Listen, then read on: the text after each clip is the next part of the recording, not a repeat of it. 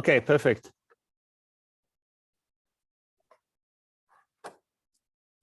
Yeah, so I'm very happy for this opportunity. Thank you very much for giving me the chance to speak to this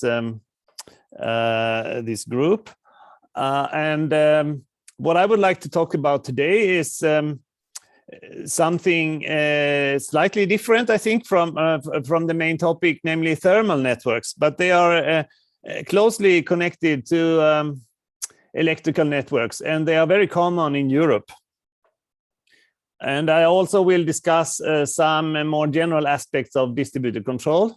This is joint work with several colleagues here in Lund, and we'll get back to that. This first slide is illustrating, it's from a Danish report from Aalborg, and it's illustrating a vision for the future energy system in cities, where we are no longer relying on fossil fuels, but we distribute energy through the power system, but also through heating networks, thermal networks. In Scandinavia, that often means heating. So if you compare the current heating networks, which are often installed in cities to take advantage of excess heat from power plants, some of them relying on fossil fuels, and they use quite high temperature of the water to transfer the energy.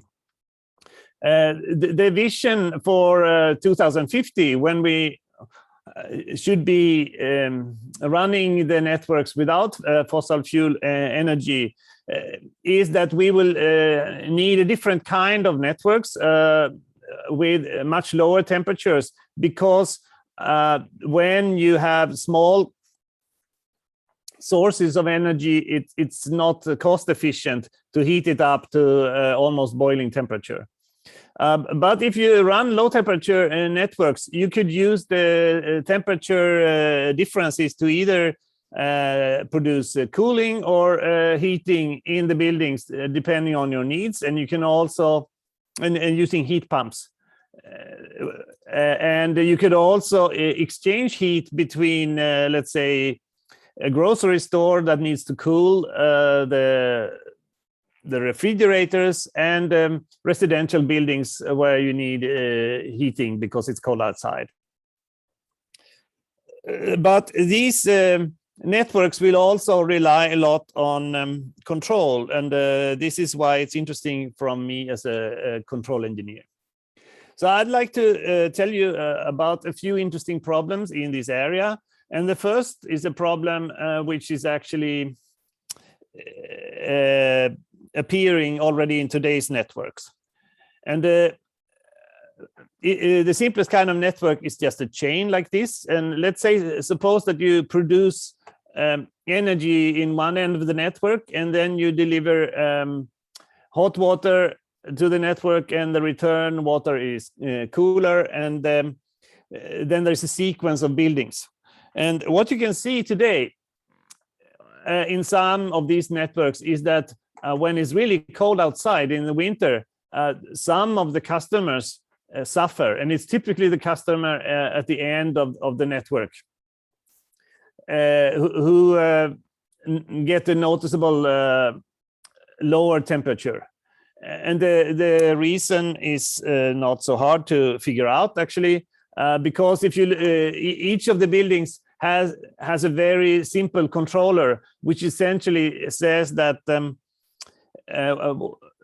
you compare the actual temperature to some reference temperature, and when there is a difference, you demand more flow through the valve that delivers energy to your building. So when it gets cold outside, all the buildings want more heat, so they increase the flow. And this leads to a reduced pressure, so that the buildings in the end can actually not get what they ask for. So the question is now, what can you do about this? then first of all, you have to look a little bit into the network model.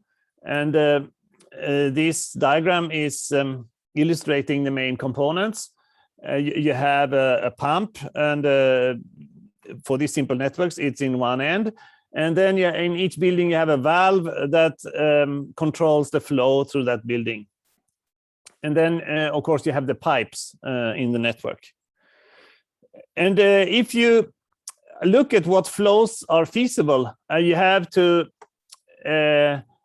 satisfy inequalities like this. So what you see here to the left is the pressure that is delivered by the pump. So you get the pressure difference between these two nodes. And then you lose some pressure in the pipe, and the loss of pressure is proportional to the square of the flows to that pipe. That's a standard model for these networks. And then you also have a pressure loss over the valve. And actually, you would have equality here, except for the fact that here I have replaced the actual pressure loss with the minimal value. So then I get an inequality instead. So provided that I satisfy these constraints for all the loops that you can draw here in the diagram, then you get a feasible set of flows. But if you cannot satisfy the inequality, it means that you cannot deliver the flow that you are asking for. It's interesting to compare this to a power network, of course, because in many ways the thermal networks are analogous to power networks, and you would expect that the pressure difference corresponds to a voltage difference. But then this term is different from what you would typically see in those power networks, because we have a quadratic dependence on the flow in terms of the pressure losses in the pipe. So now we summarize all the constraints that we get from these loops into one set of possible flow vectors. So this is the constraint that we have to satisfy. So then we go back to the original problem and ask ourselves, what can we do to help those customers that were suffering before? And the first problem is that in most current networks, there is no way to communicate. There is no way to know centrally in the system what's happening out in the buildings. So you have to find a way to communicate, but you don't want to overdo it. So the question is, can we do this with relatively small communication efforts? So the idea we had here was that we let each building send a message telling how much flow they want. And then you have a coordination unit that decides what they will get. And obviously, if there is a difference between what they ask for and what they get, this will lead to a temperature difference in the building. But you can then solve an optimization problem to make sure that you get a fair distribution of this problem. And you can ask now, I think I've explained everything here in the slide except for the gamma parameters. And those are parameters that are weights that decide which of the customers should be prioritized.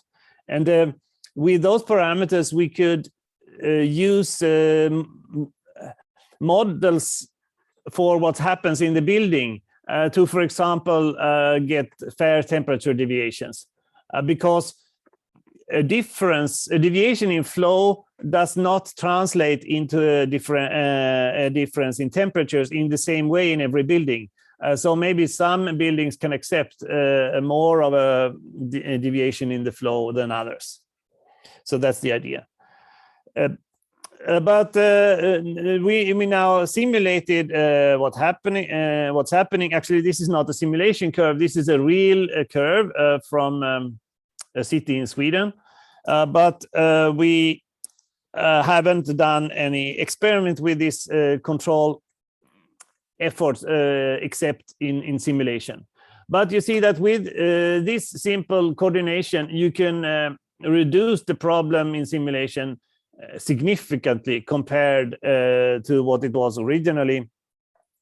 And with these temperature deviations, probably people wouldn't even notice in the building. You could also ask yourself, is it possible to optimize even more if you collect more information? And we did such a computation and found that if we have access to full information, including a perfect prediction of the external temperature for the hours ahead, then we can reduce it even further. But in practice, the difference between these two is not so big. So probably it doesn't justify extra communication. But there are not all problems are solved. So in practice, networks are much more complicated. This is the blue pipes here indicate the heating network in a different Swedish city, and it's not just a chain. It's a more complicated network, and this makes it much harder to deal with this problem because we don't know the flow directions in advance. For some in some circumstances, the flow could go from north to south, and other circumstances the opposite direction. So, and this leads to actually a non-convex optimization problem, even with these models, simple models that I had for the pipes and the pump. So there is still room for research contributions. So that was my first main topic. Now I would like to go a little bit further into the building modeling. I didn't say much about that yet, but we did do some work because we have a very nice set of data. In current the thermal networks, usually you have a centralized production, but regardless if the production is centralized or if it's distributed, you will have a similar picture where you would like to control several different things in the network, like supply temperature. Remember that if you want to deliver heat power, it's not only the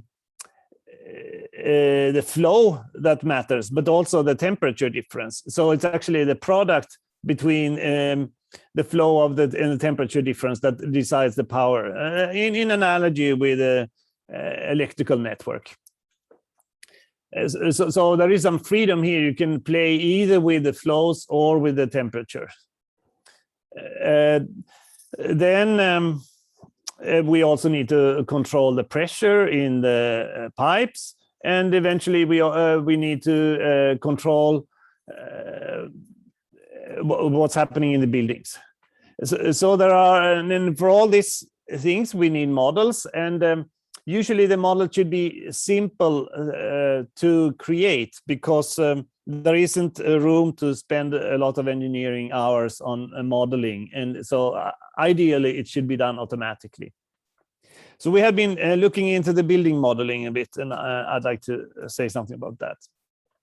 So for building modeling, first of all, you would like to have the relationship between the heat power that you deliver to the building and the temperatures that you can get. But also, you would like to understand the effect of external disturbances, like weather, so temperature outside, or how much clouds that are and so on. And of course, you could try to do this based on physical principles, and there are a number of model libraries that you can use for this purpose. So if you have a blueprint of the building, you could build reasonable models, and this is useful even before you build the building, so you can dimension properly the heating system. But usually what you get from blueprints is mainly static models, and to get an understanding of how the weather conditions impact the building in a dynamic way, it's very interesting to be able to use data-driven models like black box models from system identification. Here we'd like to do something in between. We will use some structure that we believe is relevant for the buildings, but use the data to estimate the parameters. So we are collaborating with a company which gives us access to data from a number of buildings in our neighborhood. So this is a building with rental apartments, and there are 34 apartments, and we have sensor data from each one of them, with a sampling time of 1 hour. And this data has been collected since January 2020. So it's quite a significant data set.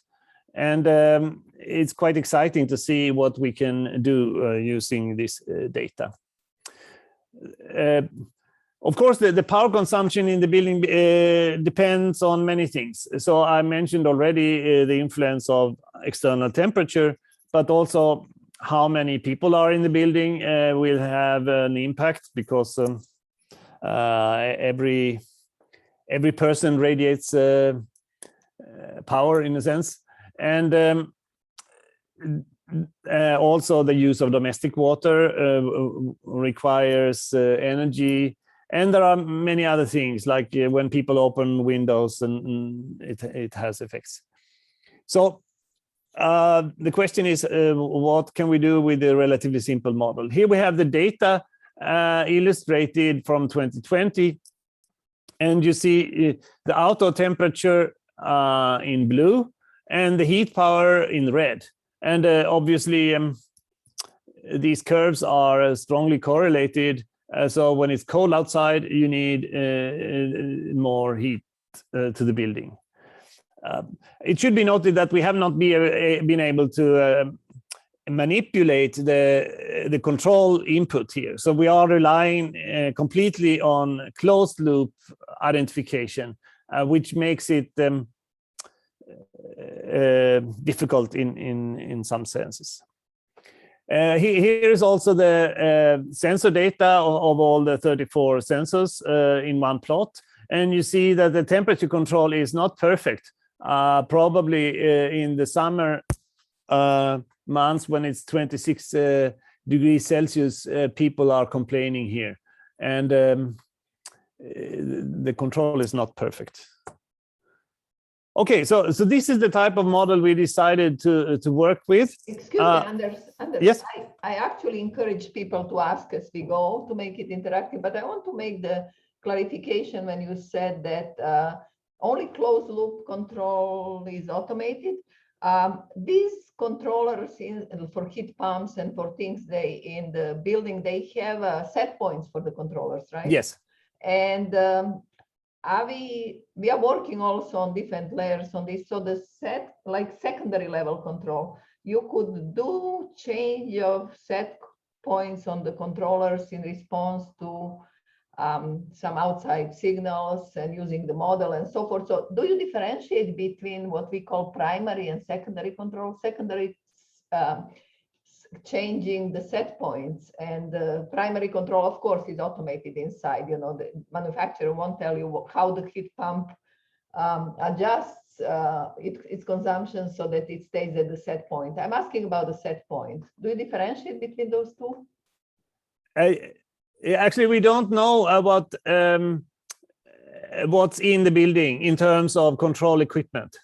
Not at all. No, we don't have access to that. We're just assuming that most people have similar preferences in terms of what they want in their apartment. But of course, in some apartments, people want it hotter, and then they will turn it up, and others will behave differently. So unfortunately, we don't know what's in there.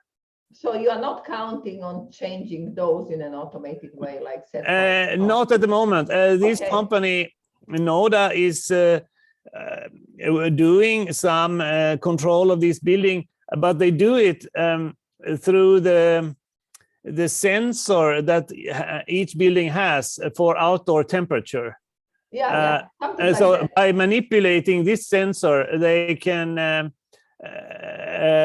do some rough control of the building. Okay, thank you. Okay, but it's a constraint that we have to be aware of. But we are assuming that that a model of this kind should be relevant, and you see here that here I'm looking at each temperature of an apartment, and the first term is describing the difference between the temperature in the apartment and the external temperature. So, for example, through windows, you would have a heat flow, and this term could be expected to capture that. But there is also an exchange with other apartments in the building, for example, through the wall or through the ventilation system. So that's what motivates the second term. And then, of course, we are assuming that the injected heat power is in one way or another also influencing the temperature. And we measure all the temperatures, and we also measure the injected heat power, and we measure the external temperature. So everything is known in the differential equation except for the parameters, the A's and B's. So the idea is that we would like to estimate the A's and B's parameters by solving, by minimizing the error, the prediction error of this equation. Excuse me, is P the net consumption of the entire building? P. The P, yeah, yes, that's the net consumption of the entire building. Okay. Yeah. And so you can solve the least squares problem, and here we have added sign constraints on the parameters because we expect them all to be non-negative. And then we have been doing this parameter estimation during the first month of the year, and then we are using the model to try to predict the temperature variation in the rest of the months of the year. And this validation is done with a quadratic criterion, comparing the true measured temperatures with the ones that we are simulating using this model. And for each month, we simulate starting from the temperatures in the beginning of the month, and then we use the model to simulate, and then we evaluate this expression. So with this simple idea for modeling, we got a curve like this.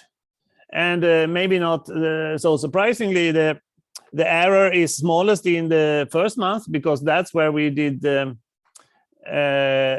modeling. So the parameters optimized to reduce this error. But then we used it for validation in the other months, and then obviously the error was growing. But we were still not entirely happy with this. We didn't think the model parameters were really realistic. So we also tried some other ideas.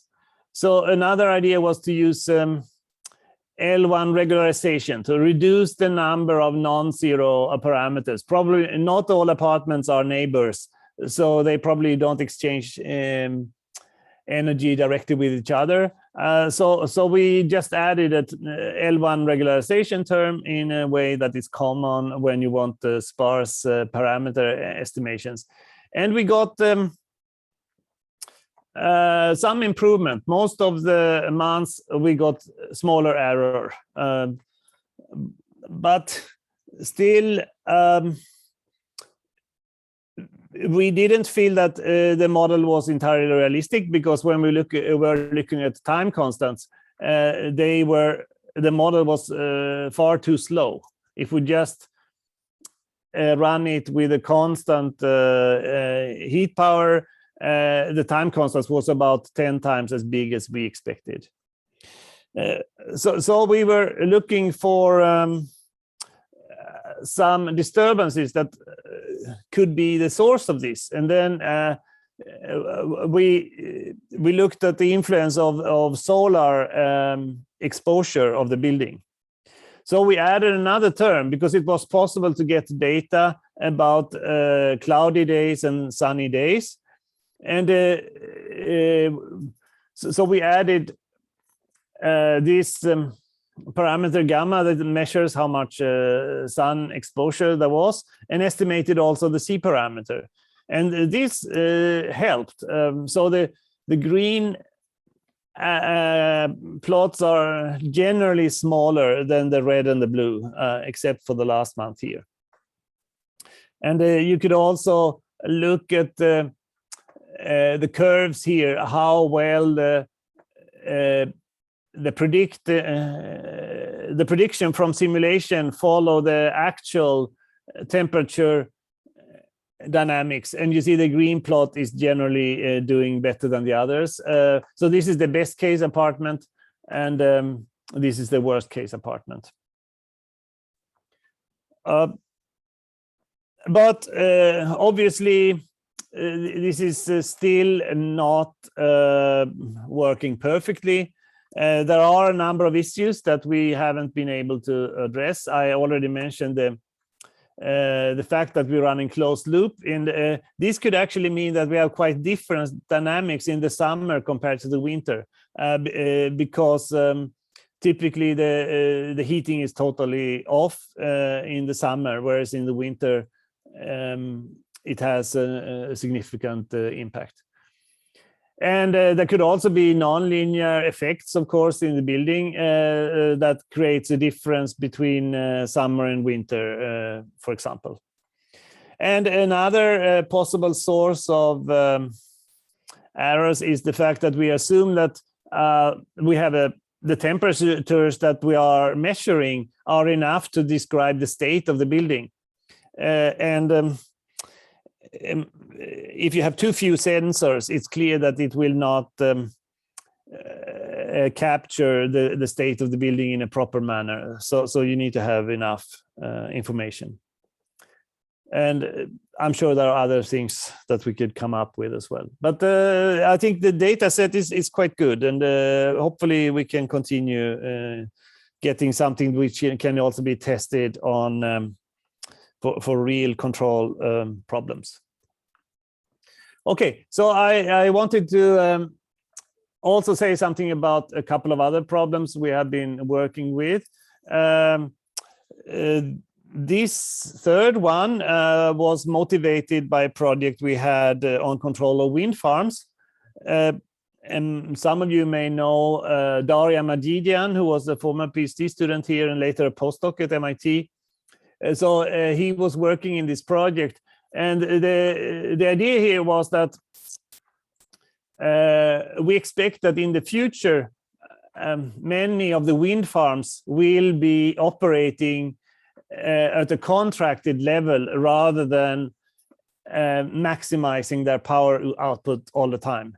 And the reason being that otherwise you get too much variability in the production. And if you run the wind farm at the derated level and not maximize the power production, then you can introduce other control objectives. So, for example, you could try to distribute the production between the wind turbines in a way that reduces the fatigue loads, so you can reduce the maintenance costs.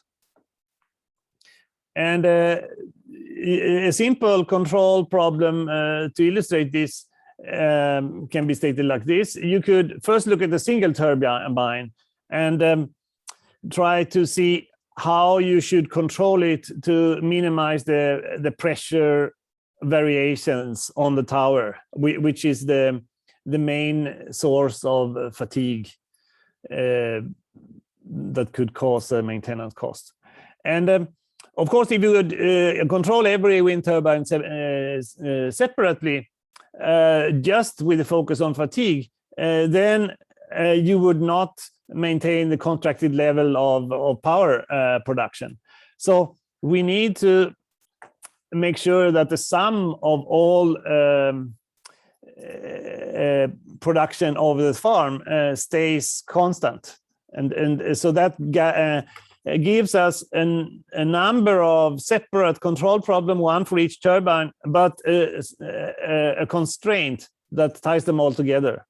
And it turns out that this problem, linear quadratic problem, which could be quite high dimensional if you have many turbines, has a very simple solution. You just use the control action that you computed separately for each turbine, and then you have a correction term, which only involves the average number of all the inputs. So again, similar to what we had in the pressure control problem for the thermal network, there is a simple control law which needs very little communication, but which can coordinate a large number of units. So I call this diagonal plus rank 1, because if you look at the map from states to inputs, it's not diagonal as it would be if each turbine would be controlled separately, but it has a very simple adjustment to a diagonal control law, namely a term which only cares about the average of the states, and this gives us a rank 1 modification. Okay, we also run this on true data from a wind farm in Denmark, as far as I remember, and simulate. We didn't run the control law because the wind farm operator didn't allow us. We did some actually experiments that were supposed to try this in practice, but it was only going to run under certain wind conditions, and we were not fortunate to get enough of the correct wind conditions to be able to run the experiments. So this is a simulated plot, but it suggests that you had that you can save quite significant amount of fatigue load on the turbines. So I'd like to conclude with yet another distributed control problems for networks. I call it transportation networks, and it could be any commodity that comes with a delay. So what we have been thinking about here in this model is irrigation networks, where water is flowing through a network and from the source and down to the valley. But you could also think about thermal networks, where you are keeping pressure, keeping the flow constant, but vary the temperature, because then again you get delays when you go down the network, because temperatures propagate rather slowly. So I'm sure there are many examples of transportation networks with delays. So and this is all we need to apply this theory. So this is what the topology could look like in general, but I will state the formulas for the case of just a single chain. So here you see that I have a dynamical system. So if I don't ship any commodity from one node to the next, so I put all the U's equal to 0, then the dynamics is trivial. Then the amount of commodity in each node will stay constant.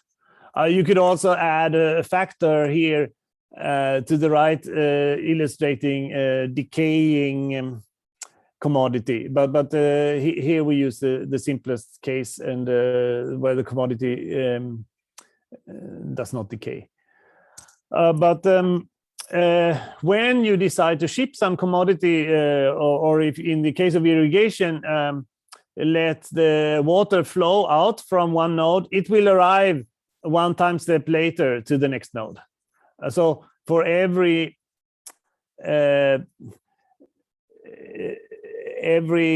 connection here between two nodes, there is a unit time delay. So this means that I have two U signals that influence node I. It is the previous input or the previous decision variable deciding the flow that comes from upstream, and then the current input variable at node I-1, which decides how much goes downstream. So this gives an interesting network problem where the delays are reflecting the topology of the network. Notice that this is not a state, Z is not a state variable. To make a state description of this system, you have to keep also past input signals in the memory, because the right-hand side has both the U variable at time t, but also at time t-1. So this is the state that you need to get a standard linear state description. Okay, so but it's a linear model with a quadratic constraint, so it should have an optimal solution that you can compute with Riccati equations. The problem with Riccati equations is that it will give you a large problem to solve if the network is big, and but maybe that's something we can live with. But what's worse is that the control law that you will get from the Riccati equation and standard solutions will require that all information about the entire network is communicated to decide the input at a singular node. So it's certainly not a distributed controller. But it turns out that this problem has a controller with a distributed implementation. And this is what the formula looks like.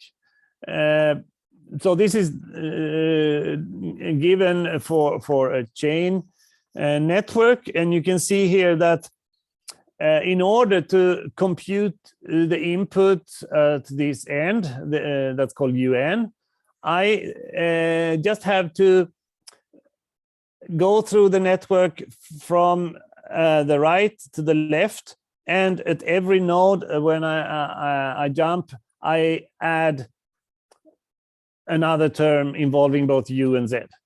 So you simply sweep through the network once in order to compute UN. And also, as you do that sweep, you also store in each node these terms. They are very similar to that one, but it's a different number of terms. So what's interesting here is that at every node, you need information about how much commodity there is downstream from this node. So this is what this term cares about. And then you also need to know the past input one step to the right.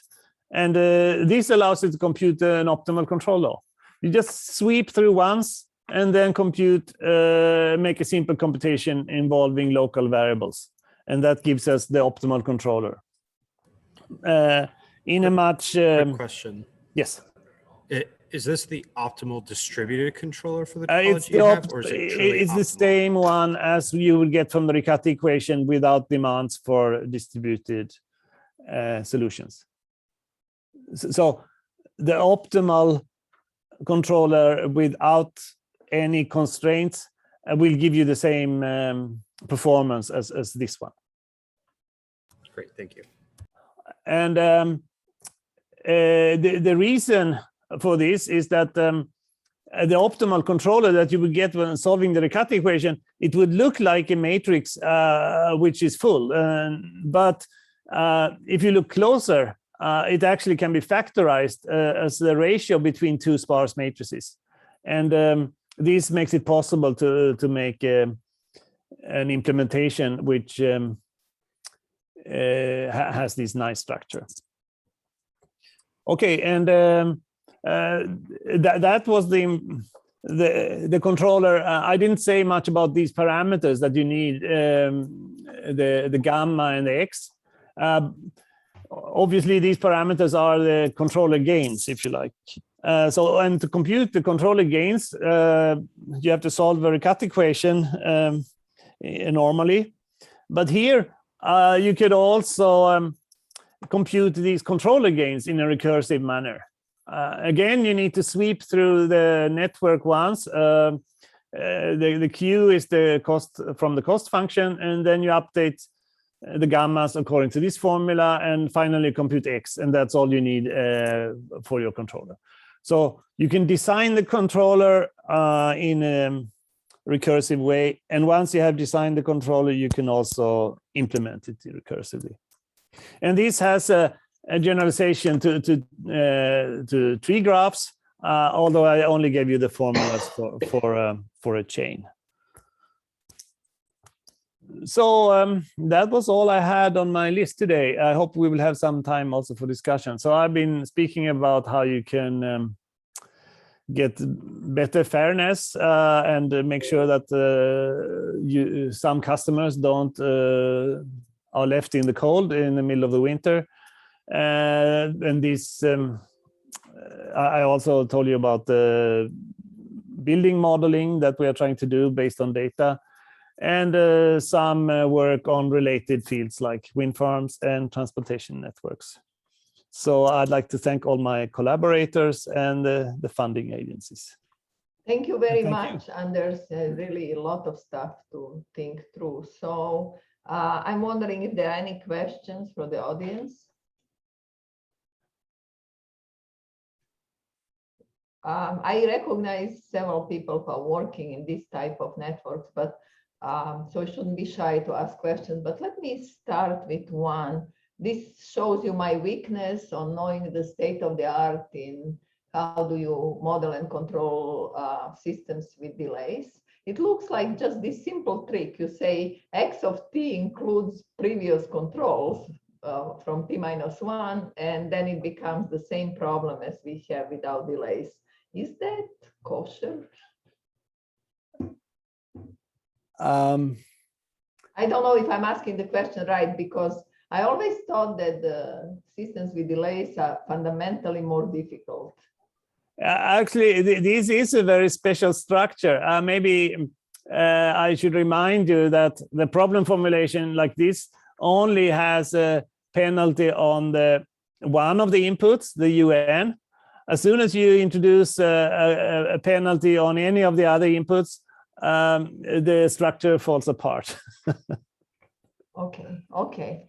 And just a sort of comments. I think the last topic is extremely interesting to me, so I'll follow up with you, not to bother everybody, but we've been, maybe when we exchange what we are doing on our side later, we can talk more about this. But if you think about electric power grids, right? Yes. In the old world, people had these PDE models of transmission lines, right? So you have sending wave, receiving wave, and so forth. So there are delays, right? And yeah, and so we've been working a little bit on this. You get to it a little differently, and I don't want to talk too much about it out of context, but you sort of end up having the dynamics of power, which in your node, which is a function of rate of change of dynamics of energy or power on the other side. So it's no longer standard state space form because of these delays. Exactly. And I think I will follow up. I cannot, I mean, it's absolutely impossible to do it in real time, but I think it's worthwhile comparing the nodes, right? Because this is applicable, what you are talking about is applicable under some assumptions, I guess, to electrical networks. And the reason that it's so important now is because when we have these faster and faster phenomena, right? You cannot neglect those delays, you know, even in transmission lines, they are not constant impedances anymore. So we model the dynamics, but then the model gets worse and worse, right? I'd be very interested to learn more about how you model that. I think we will talk about that. I'll send some email and we can follow up from there. But I wonder if there are other people who have questions here. Comments, guys? I have a quick question on the on this transportation on graphs with delays. So you said that there are extensions to the tree graphs. What breaks if it splits, if you get diamonds in your graph, your directed graph? What is the thing that breaks? What is it that breaks? Yeah,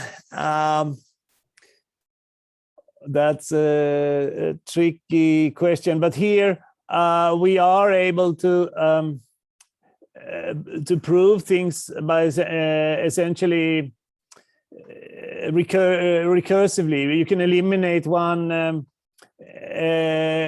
at a time, and so what is needed, the information that's needed to control this node is can be computed only based on what's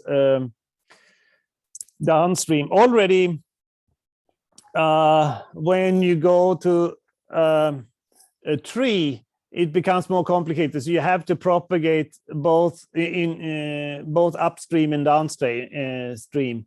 But if you also have cycles, then we don't have a way to do it.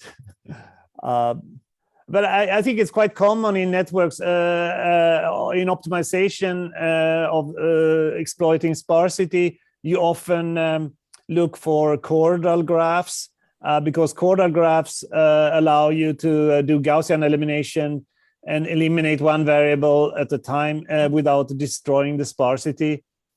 We haven't extended this to chordal graphs, but trees are not so far, I would guess, from chordals. Great, thank you. Anders, I had a question about the first project on thermal networks. Sure. So I thought that was very interesting, especially the analogies between sort of the heat flow and power flow problems. You can imagine a situation where there's some coupling between the electric power network and the thermal power network.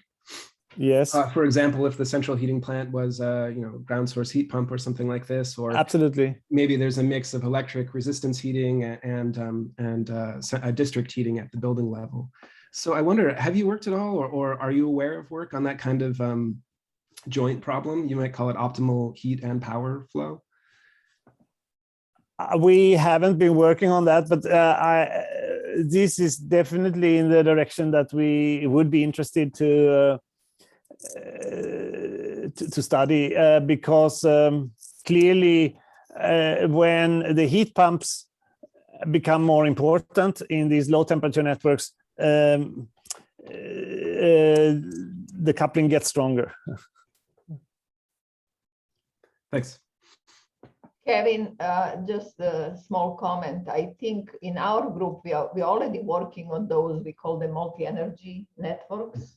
And Pallavi is she's our postdoc working on that. So I don't actually have your email, but if you send me an email, just ilich@mit.edu, we can follow up and tell you a little bit more what we are doing. This is, I think, where these analogies in multi-energy things help big way, because if you look at the lookup table, you have the analogy between voltage and current and flow and pressure, and so it goes. And then we had also the analogy with the thermal, where you have temperature and entropy, and that was harder to establish. But I think we do have a framework by now, which doesn't matter what type of energy conversion you have in the nodes. the interactions between them can be expressed in this unified energy dynamic space. And that's where we are going. Would love to talk more with you about that. That's really interesting. I'll definitely send you an email about that. Thanks. So do you have any idea about how to address the direction of flow? Direction of flow, yes.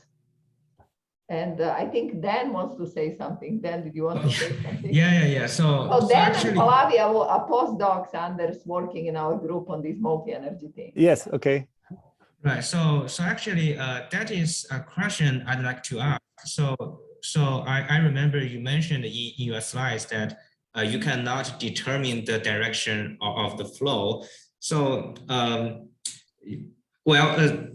certainly, if the network has no specific designs, then we cannot determine the direction of the flow. But since you know where is the source node, right? If your system doesn't have any loops, say it's a tree structure, then certainly based on the monotones. Yes. I agree. With the tree structure, it's not so hard. But the problem in the map I have here is that you don't have a tree structure. You do have loops. I see. Okay, then the question. Okay. Then what we did is that we actually take the absolute value of the flow multiplied by the flow itself. So that means if the flow takes the positive value, then yes, you have the positive, and if it takes the negative value, then you have the negative. That yes, the problem non-differentiable at zero, but in other ways, it's fine. Yes, but it's also non-convex typically. Right. So you get problems you have to deal with. It becomes a combinatorial problem. Right. And I believe that, okay, so this is from our engineering experience that usually we can learn the direction of the flow from historical data, and that won't make the situation quite different from. I believe you. I think in practice there's a number of scenarios that you would need to deal with is probably limited. So you can probably deal with a combinatorial optimization in practice. Yes. Just to throw completely different idea on the same subject, and again we'll talk about that follow-up together. But then what he describes is something that he did with Kostya Turitsyn. So Anders, Kostya, MIT. So Dan was a postdoc with him, and now he's working with us. But so that is one way of thinking about that flow direction. The other one that is emerging in this energy dynamic space is absolutely spooky, and I'm spending all my time on this. So if you think about two nodes having some stored energy and they're exchanging the flows in between, they can talk to each other and exchange the information about the rates of, we call them interaction variables. You remember when I was there? So the interaction variable is the only information that needs to be exchanged with the neighbor, and it's going to tell you the direction. The neighbor is sending something, you're sending something else, and there is net flow resulting from those two. So we are capturing, and Dan is working on that. Pallavi Rupamati just got her PhD in that area.